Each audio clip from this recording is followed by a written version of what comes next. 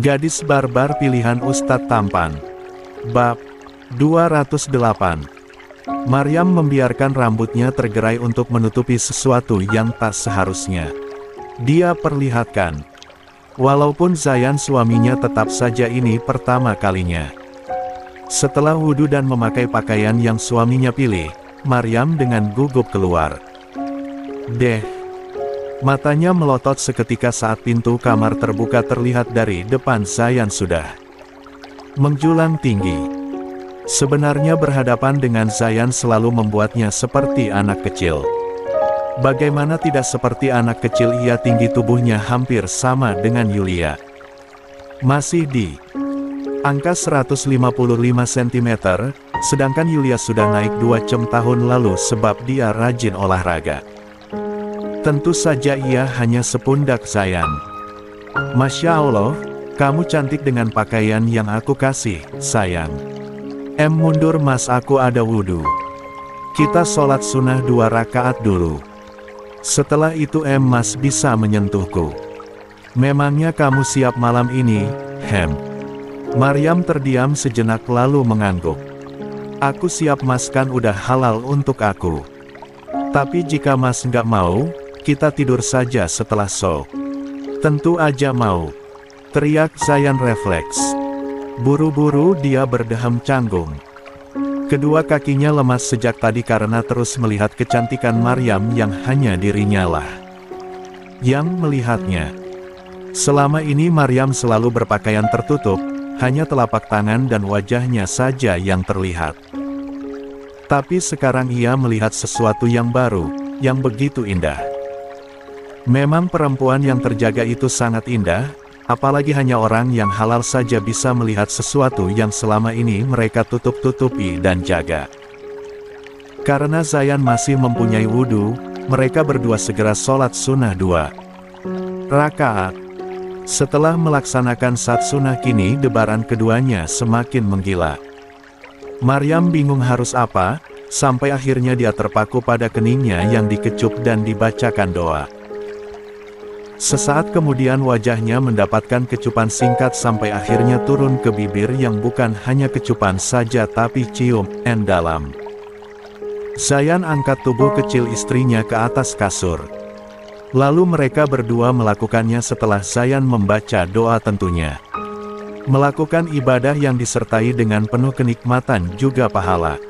Tentu saja yang melakukan semua ini adalah harus orang yang terikat dalam ikatan pernikahan suci. Aku mencintaimu Maryamku. Terima kasih untuk malam indahnya. Aku juga mencintaimu mas. Hilangkan pikiran kotor kalian, huhuhu. Mas Ubi, aku nggak bisa bayangin secanggung apa sahabatku dan Zayan malam ini, ucap Yulia memeluk lengan suaminya dan menaruh tangan satunya lagi untuk dia elus di perutnya. Ikram melakukannya, malahan dia membuka piyama istrinya dan mengelus perut polosnya. Jangan pikiran orang lain sayang. Kadang yang kita pikirkan selalu nggak sesuai dengan kita, mengenai apa yang sebenarnya terjadi. Bisa aja kan sebaliknya. Yulia menatap wajah tampan suaminya lalu meletakkan pipinya di sana. Aku bahagia karena sahabatku sekarang punya jodoh masing-masing. Allah memang tidak pernah salah menentukan jodoh kita pada siapa. Aku juga sangat bahagia karena mas jodohku. Mas juga bahagia karena kamu jodoh mas sayang. Besok kita date pertama ya mas. Mas belum kabulin list terakhirku. Iya sayang. Kamu mau kemana dulu? Yulia berpikir sampai akhirnya dia tersenyum lebar. Aku ingin date pertama kita pergi ke bioskop. Setelah itu kita kajian bareng di majelis taqwa. Jarang-jarang kan aku ikutan majelis sama mas. Setelah itu mengunjungi tempat-tempat indah lainnya. Tunggu, kamu nggak mau pergi ke luar negeri gitu? Mas mampu loh membawamu ke negara lain. Yulia menggeleng. Di negara Indonesia masih banyak tempat-tempat indah. Masih ada waktu kan kita di dunia ini. Lain kali aku juga ingin pergi ke negara lain di saat Hasan sama Hussein berumur 5 tahun. Masih sayang. Bismillah, semoga Allah masih mempersatukan lebih lama lagi di dunia ini. Jikapun nanti Mas pergi dulu jangan sedih, sebab Allah tahu yang terbaik untuk kita. Jangan membawa-bawa kematian, aku belum sanggup membayangkan kamu dipanggil terlebih dahulu sama Allah. Kita harus bersama-sama sampai tua seperti Umi Husna dan Abi Laksa. Jika bisa memilih, aku ingin aku yang terlebih dahulu pergi, jangan kamu. Sebab aku tidak akan rela walaupun tahu di dunia ini kita hanya sementara. Ikram tersenyum tipis. Mas juga tidak akan sanggup jika kamu pergi terlebih dahulu sayang. Kita berdoa jika sudah akhir hidup kita di dunia ini, semoga Allah membawa kita berdua pergi bersama-sama menuju kehidupan akhirat yang lebih indah. Amin.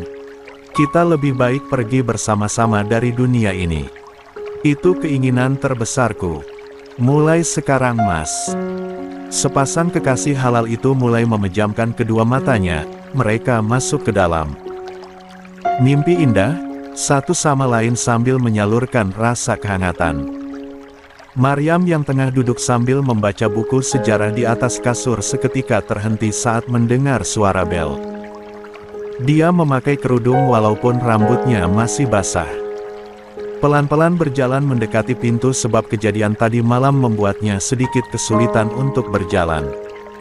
Sekarang, selamat pagi Nona Maryam. Ini sarapan pagi yang sudah kami siapkan di hotel ini. Bisa saya masuk ke dalam? Maryam membuka pintunya, membiarkan perempuan itu masuk sambil mendorong roda yang di atasnya ada meja berisikan banyak makanan. Lahanya bisa meringis saat pelayan hotel yang meletakkan banyak makanan di atas meja dekat dengan sofa. Banyak makan asing yang belum dia makan, apakah makanan ini cocok di lidahnya? Nona, saya harap Nona suka menu hotel di sini. Tolong katakan pada Tuan Zayan jika makanan di sini enak, jika Nona benar-benar suka, jika tidak suka katakan pada saya menu. Apa yang Nona tidak sukai? Pendapat Nona ini sangat berarti untuk hotel kami. Maryam hanya bisa tersenyum kikuk lalu menutup pintu kamarnya. Kenapa juga meminta pendapatku terkait makanan mewah ini? Pastinya enak kan, tapi aku nggak tahu cocok di lidahku atau enggak. Maryam mentap suaminya yang baru saja keluar dari kamar mandi. Dia menahan napas. Sesaat saat melihat tubuh atletisnya. Tubuh suaminya benar-benar kekar, dia sepertinya sering berolahraga.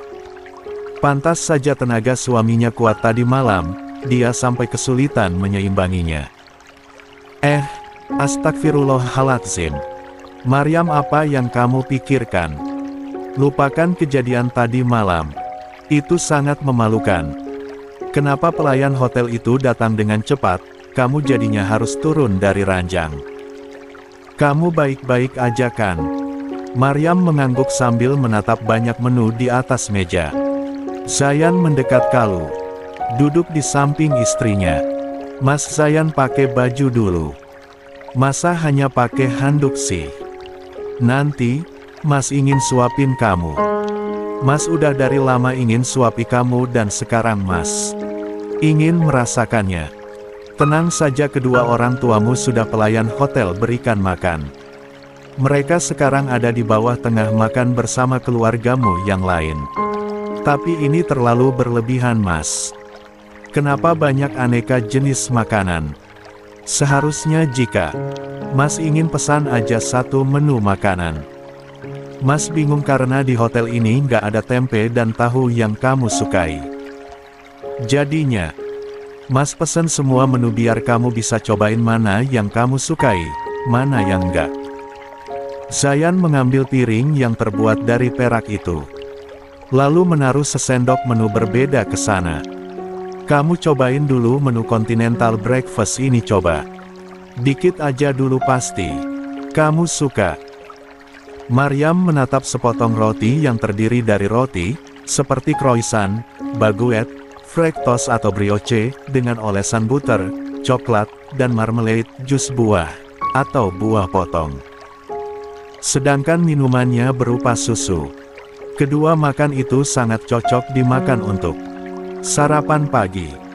Walaupun ragu Maryam membuka mulutnya, ternyata rasanya enak saat dia menelannya. Suka. Maryam mengangguk 3 kali. Tapi rasanya agak aneh mas. Aku mau makan nasi goreng aja. Menunjukkan makanan khas Indonesia sebab menu yang lainnya makanan asing semua. Nggak mau yang ini aja, ini menu regional breakfast. Enak loh sayang. Maryam menggeleng. Mungkin jika Yulia ada di posisinya dia akan langsung makan tanpa pikir panjang. Dia kan penyuka segala jenis makanan. Semua makanan di depanku pasti enak semua. Tapi maaf mas pagi ini perutku hanya bisa menampung 1 porsi makanan dan lebih baik aku makan nasi goreng aja. Baiklah mas suapin kamu pakai tangan aja ya. Maryam mengangguk antuasis. Makan menggunakan tangan akan terasa nikmat 2 kali lipat daripada pakai sendok. Iyakah? Iya mas, apalagi pakai tangan kamu. Zayan mengelus pipi istrinya lalu memberikan 1 suapan setelah membaca doa sebelum makan. Makan yang banyak sayang agar kamu sehat selalu. Mas juga makan. Mau aku suapin juga? Zayan membuka mulutnya, lalu bibirnya tersenyum seketika. Ternyata benar makanan akan bertambah nikmat 2 kali lipat jika makannya pakai tangan, apalagi pakai tangan cantik kamu, sayang. Kap. Bagi Bara tinggal di New York lumayan menyenangkan, tapi lebih menyenangkan lagi jika ia tinggal di Indonesia di mana dia dilahirkan dan dibesarkan. Dia benar-benar merindukan orang-orang di sana. Juga merindukan rumah lamanya. Pagi ini di rumah terlihat sangat sepi. Kedua orang tuanya langsung pergi bekerja dan kini dia sendirian di sini. Masih ada waktu 5 jam lagi untuk pergi ke kampus. Apa yang harus aku lakukan untuk mengisi waktu senggang? Bosan, itulah yang Bara rasakan. Ibunya memang telah mendapatkan pekerjaan di sini sebagai polisi wanita, sedangkan ayahnya jaksa hukum yang lumayan disegani di kota ini. Sedangkan dirinya, entahlah ia, tidak tahu masa depannya akan membawanya kemana.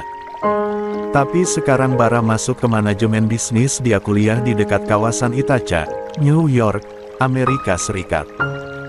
Mungkin lulus kuliah dia akan bekerja kantoran. Menjadi dewasa, itu memang tidaklah mudah. Bara kenapa kamu memikirkan Yulia lagi? Hilangkan bayangan tentangnya. Kamu harus move on. Kamu kini sudah bertunangan dengan Jasmine. Dia meremas rambutnya berusaha menepis perempuan di masa lalunya. Yulia itu perempuan berharga, sikapnya yang unik berhasil membuatnya tidak bisa melupakan teman masa kecilnya, sekaligus mantan pacar pertama dan terakhirnya. Tengah asik melamun di atas balkon kamarnya, tiba-tiba pandangannya tak sengaja menatap seorang perempuan yang meneriakinya di atas balkon depan juga. "Good morning Bara," teriak perempuan berambut pirang itu dengan menggunakan bahasa Inggrisnya. Bara hanya bisa membuang muka tanpa membalas sapaan dari sepupunya. Sudah Bara katakan kan jika dipindah ke New York alasan lainnya karena keluarga ayahnya berada di tempat ini. Bahkan jarak rumah mereka berdekatan dengan keluarga dari pihak ayahnya. Termasuk Annabelle, sepupu dari adik ayahnya yang selalu mengganggu kehidupan tenangnya. "When are your class hours Bar?" tanya perempuan bernama Annabelle itu, menggunakan bahasa Inggris lagi sebab dia tidak bisa menggunakan bahasa Indonesia. Annabelle memang dibesarkan di New York sejak kecil. "Kapan jam kuliahmu Bar? Why don't you answer my question?" Kenapa tidak menjawab pertanyaanku? Kesal karena semua perkataannya dianggap angin lalu oleh sepupunya, Annabelle melompat dari balkon kamarnya yang saling berhadapan dengan balkon kamar Bara. Dan berhasil. Bara hanya bisa mundur sambil menatap langit. Kenapa kamu selalu berani memakai pakaian seksi itu, Annabel? Jujur saja kamu tidak seperti memakai pakaian apapun. Jujur saja Bara tidak menyukai sepupunya ini. Dia selalu mengganggunya bahkan menggodanya dengan berani. Orang tua Annabel tidak pernah mendidiknya, mereka selalu sibuk dengan pekerjaannya. Mungkin inilah yang membuat Annabel suka seenaknya. Perempuan berambut pirang itu seketika menatap pakaiannya. Memangnya salah hanya memakai tank top dan rok sebatas paha? Emangnya salah Bar? Ini aku beli model terbaru loh. Orang-orang di kampus aku juga terpesona padaku. Bahkan mereka ingin bermain satu malam denganku. Tapi aku tentu saja orangnya pemilih, jadinya aku tolak ajakan mereka, walaupun ada beberapa yang aku terima. Dan lagi yang Bara tidak sukai dari Annabel adalah dia telah terjebak pergaulan bebas. Tentu saja bermain seks pernah dia lakukan, malahan mungkin sering. Bahkan tiap malamnya, Bara selalu melihat Annabel pergi dengan pria yang berbeda-beda menggunakan mobil. Tentu saja Bara pernah menegur sepupunya ini, tapi malah diabaikan. Besok Minggu kamu ikut ke gereja kan dengan orang tuamu, Bar? Aku ingin ikut juga. Minggu lalu kan kamu nggak ikut. Aku sudah mualaf, Tuhanku kini Allah, jawab Bara pergi dari balkon. Lebih baik dia keluar daripada terus berada bersama sepupunya. Mualaf. Kapan Bar? Orang tuamu tahu. Hei, jawab pertanyaanku. Annabel berusaha menyeimbangi langkah kaki sepupunya. Jangan mengikutiku, Ana. Kembali ke rumahmu, tegas Bara masih dengan langkah lebarnya. Jawab pertanyaanku, Bar. Serius kamu mualaf? Menatap kosong pada kalung salib yang seharusnya selalu ada di leher Bara kini telah hilang. Kenapa pindah agama? Padahal aku menyukaimu, aku sudah meminta pada orang tuaku untuk menjodohkan kita berdua. Aku bahkan berhenti bermain dengan lelaki di luar sana karena aku menyukaimu, Bara Narendra Adiputra. Bara telah memakai jaket tebalnya lalu menatap sekilas Annabel. Bukannya aku tidak menghargai cintamu, Ana. Tapi orang tuaku sudah menjodohkan aku dengan Jasmine. Aku akan meminta ada tante dan paman untuk membatalkan perjodohan kalian. Aku tertarik pada Jasmine. Kamu tidak ada hak untuk merusaknya. Mata Annabel berkaca-kaca. Dia menyukai sepupunya ini, seharusnya Bara membalas cintanya. Apa kekuranganku, Bar? Jasmine, perempuan dari Korea yang memakai pakaian seperti teroris itu kan? Dia tidak cocok untukmu. Kita sudah mengenal dari kecil, kita cocok jika menikah. Bara malah abai. Tutup pintu rumahku jika kamu tidak ingin keluar. Aku akan berolahraga pagi. Namun sebelum pergi Annabel malah merentangkan kedua tangannya di depan pintu utama. Katakan apa yang salah dariku. Aku akan memperbaiki kekuranganku. Aku mau kamu menikah denganku. Ana sudah. Kita sepupu, kamu sudah aku anggap adikku sendiri. Tidak lebih dari sekedar itu. Apa karena aku tidak perawan lagi? Wajah Bara menjadi dingin. Jangan berpikir sampai ke sana. Aku tidak menerimamu. Karena kamu sepupuku yang sudah aku anggap adik sendiri. Itu alasannya. Baiklah sepupu tampanku, kamu memang tidak ada niat untuk menikah denganku. Tapi bagaimana jika pagi ini kita bermain penuh keringat di kamarmu? Orang tua kita kan selalu pulang sore, jadi ini kesempatan untuk kita. Annabel begitu berani. Memang dia telah sejauh itu dalam dunia bebasnya. Aku tidak seperti pria di luar sana, Ana. Hentikan menggodaku. Aku selama ini menahan diri agar tidak kasar padamu karena kamu sepupuku. Dan hentikan kebiasaanku bermain seks bebas, walaupun negara ini bebas tapi perbuatan seperti itu salah besar. Jika kamu hamil bagaimana? Aku nggak akan hamil Bar, aku kan selalu minum pil. Tetap saja seks bebas itu haram dilakukan. Jika kamu berani menggodaku lagi aku akan memberitahukan orang tuamu. Annabel tersenyum kecut. Mereka tidak akan peduli, malahan senang jika kita berdua melakukannya. Itu hanya pemikiran gilamu saja. Hentikanlah sebelum kamu menyesali semuanya. Bara benar-benar pergi meninggalkan Annabel yang benar-benar kesal dibuatnya. Dasar es dingin. Padahal aku seksi loh, bisa-bisanya dia menolak cintaku untuk yang kesekian kalinya. Bahkan menolak ajakan bercinta denganku. Daripada bad mood, Annabel akhirnya ikut pergi dari rumah ini. Dia harus kuliah pagi sekarang sebab dia sudah semester 5. Bara yang tengah asik jalan-jalan, tiba-tiba melihat notifikasi dari nomor Jasmine Gaira Minji, tunangannya. Jasmine, assalamualaikum, bagaimana kabarmu Bara? Tebak sekarang aku berada di mana? Bibirnya tanpa sadar tersenyum. Dia segera membalasnya tidak tahu. Jasmine, aku ingin memberikan kamu kejutan. Sekarang kamu ada di mana? Kejutan? Gumamnya bertanya-tanya. Jasmine memang tidak mudah ditebak. Dia segera memasukkan ponselnya ke saku setelah menjawab pesan dari tunangannya, dan terus berolahraga pagi. Tring. Jasmine, aku melihatmu Bara.